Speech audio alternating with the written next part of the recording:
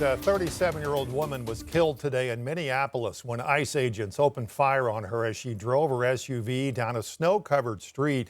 The Trump administration is defending the ICE agents, saying they were acting in self-defense, but the mayor of Minneapolis is demanding ICE agents leave his city. Jennifer Mayerly has the story. Protesters took to the streets of Minneapolis Wednesday after an immigration and customs enforcement officer shot and killed a Minneapolis driver during a traffic stop. But what we do know is that a 37-year-old woman is dead and that she was shot by ICE. This eyewitness video appears to show the incident. A red SUV surrounded by ICE agents in South Minneapolis. They attempt to pull the driver from the car, but it appears the car starts to drive off. 3 shots are fired before the SUV slams into a nearby parked car. Authorities say Renee Nicole Good was shot in the head in front of a family member, that she was a U.S. citizen and not a target for an ICE-related arrest. They are already trying to spin this as an action of self-defense. Having seen the video of myself, I want to tell everybody directly, that is bull. Homeland Security Secretary Kristi Noem defended the actions of the ICE agents. It was an act of domestic terrorism. An officer of ours acted quickly and defensively shot to protect himself and the people around him. The Twin Cities have been on edge since more than 2,000 federal agents were deployed to the area to conduct immigration raids and to help with a widening fraud probe. To Donald Trump and Kristi Noem, you've done enough. The shooting is being investigated by the FBI and the Minnesota Bureau of Criminal Apprehension. Jennifer Mayerly, CBS News, Minneapolis.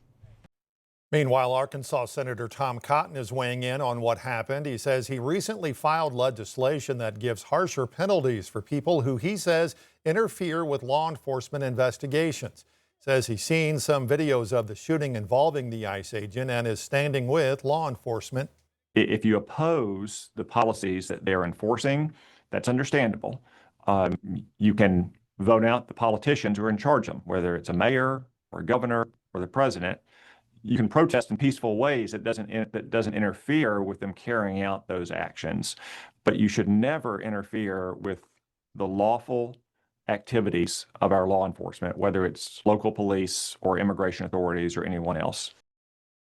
Senator Cotton also says as details come out, Congress will address it further. City of Rogers making some big changes to a busy intersection near the Walmart AMP, all in the name of pedestrian safety.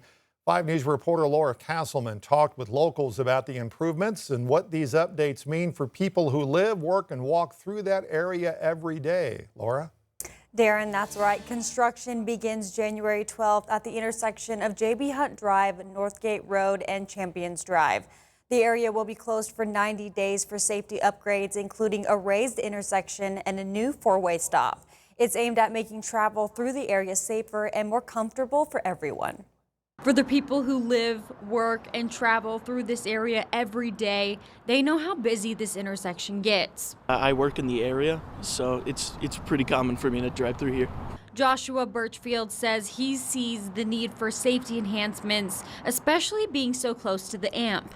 During concerts and stuff like that, I see tons of people, but even on a day-to-day basis, you'll also see people like jogging and walking around.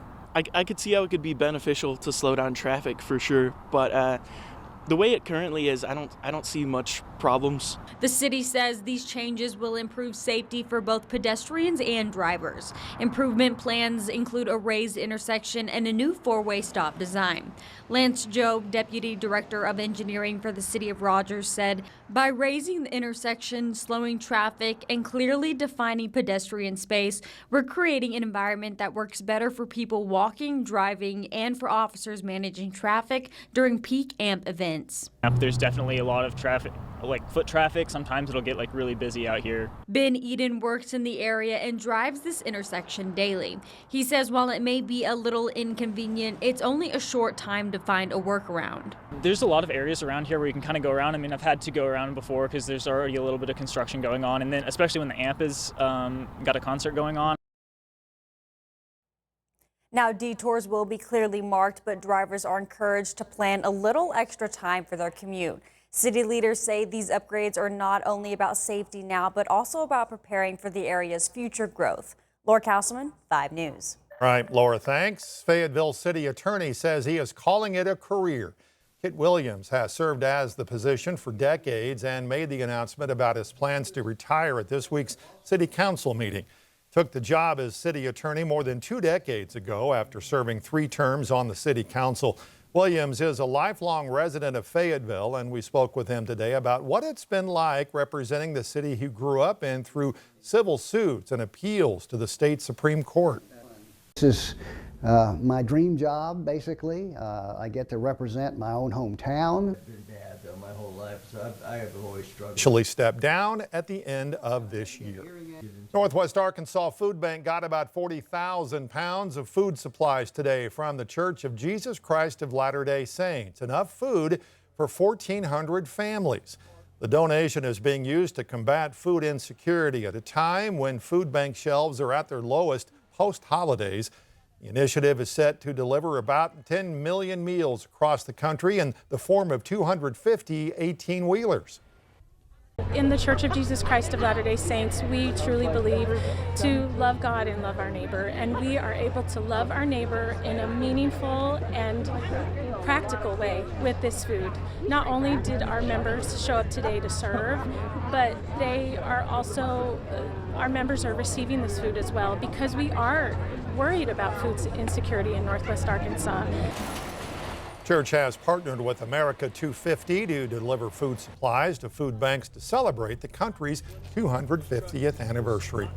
A local blood bank tonight is in desperate need of donors. The Our Blood Institute in Fort Smith and in Russellville says it is now in emergency mode. Last year at this time period, we had about 5,200 units ready to go for our hospitals, which is considered about a 3 to 5 day supply. We have under 2,000 right now, which is a 1-day supply. Center Executive Director Danny Cervantes says the huge increase in flu cases are keeping donors away. Our blood drives that we do have on the calendar are not doing as well as they have in the past because people are sick, and it's not that the donors aren't there, it's they can't give. And that's been our problem so far. He says the greatest need right now is O negative and O positive donors. On O negative and O positive, it's less than a 1-day supply because we're doing real bad on those blood types. Cervantes says donations are also down because of school being out for the holidays. We get about 30 to 40% of our blood comes from education systems, whether that's colleges, high schools, or even getting the parents from grade school programs that we have. We don't see those in the first couple of weeks. So if we don't get a good, healthy supply by the end of the year, we struggle, and this is the case this year. It is the same situation at the Community Blood Center of the Ozarks in Springdale. It is also asking for O negative and O positive blood donors to come in and make a donation.